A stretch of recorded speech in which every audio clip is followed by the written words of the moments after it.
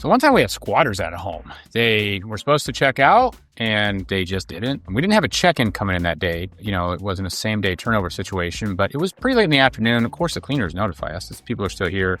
We call them, we text them. They're literally just ignoring us. They just won't respond.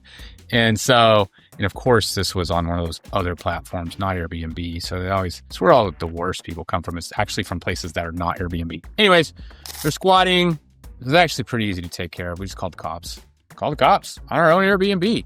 And the only caveat was like, they told us, hey, the owner has to be there for us to show up, right? We're not just going to show up because it's a short-term rental. You'll get that. I've gotten that before in other cities. It's kind of a common thing and really easy to deal with because this house is held in an LLC. And so, how do you check if the guy shows up and they're like, let me see your ID to make sure the owner, it's an LLC that owns it, right? So they don't really honestly care if it's the actual owner. They care that someone just shows up. And so we sent our handyman, super cool dude, always helps us out in a pinch. And he showed up and said, yeah, I'm the owner. I'm a member of the LLC, whatever, right? Because pretty easy to make an LLC member anyway. So it's not even far off from any type of truth.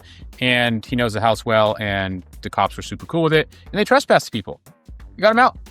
And they didn't even damage the house or nothing. They were just trying to stay there for longer than their stay allotted. Pro tip, you don't evict short-term tenants.